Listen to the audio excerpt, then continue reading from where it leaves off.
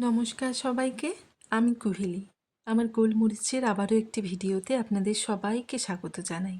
আজকে সোমবার। মেয়ে সকাল সকাল আজ ঘুম থেকে উঠে গিয়েছে। ওর না ঠান্ডা লেগেছে। কানের পাশে না একটু একটু দেখলাম ফোলা ফোলা জায়গা আছে। আর বলছে মা ভীষণ ব্যথা এগুলো।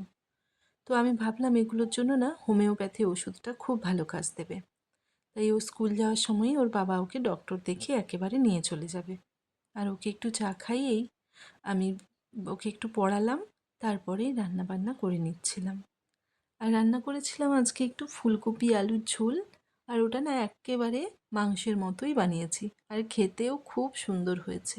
আর আমি দেখেছি এক এক দিন খুব তাড়াহুড়ো করে রান্না করি, খুব একটা তেল মশলা না দিয়েও রান্নাগুলো এত ভালো হয়। এই যেমন ফুলকপি আলুটা মানে ২-৪ ফোঁটা তেল দিয়ে নুন দিয়ে ওটাকে ভালো করে খুব অল্প আঁচে অনেকক্ষণ ধরে নেড়েছি।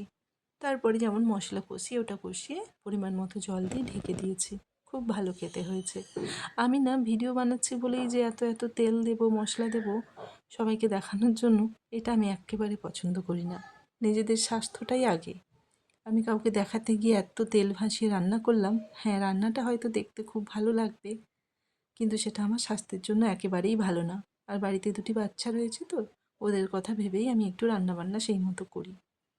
তো ওই ফুলকপির ঝোলের পরেই করেছিলাম একটু কাঁচকলা ভাজা। আর মাছের ঝাল করার এক্কেবারে সময় পাইনি, তাই ২ পিস মাছ কোনো রকমে ওকে ভেজে দিয়েছি। আর এদিকে উনুনে ভাত বসিয়েছি। যেহেতু বাড়িতে অনেক জ্বালানি, তাই গ্যাসে ভাতটা আর করি না।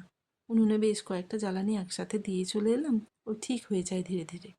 আর আমার এদিকে রান্না হতে হতে ওকে একটু জল দিয়ে এলাম, গরম জলটা। ও স্নান করে নিল, নিয়েই নিজে আজকে রেডি হয়ে গিয়েছে।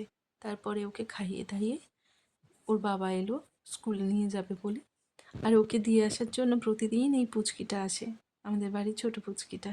প্রত্যেক দিন একটু জেঠুর সাথে বাইকে উঠবে, মানে নামতে চায় না, বায়না করে। এটা ওর অভ্যেস। ওর সাথে সাথে মানে ওর অভ্যেসের থেকে বেশি এটা আমার অভ্যেস, ওকে একটু নিয়ে যেতেই হয় আমার। তো যাই হোক, ভিডিওটি এই পর্যন্তই। কেমন লাগলো কমেন্ট করে জানাবেন। ভালো লাগলে অবশ্যই একটি লাইক এবং সাবস্ক্রাইব করে দেবেন। আর ভালো থাকুন, সুস্থ থাকুন। দেখা হবে নেক্সট কোনো ব্লগে। টাটা।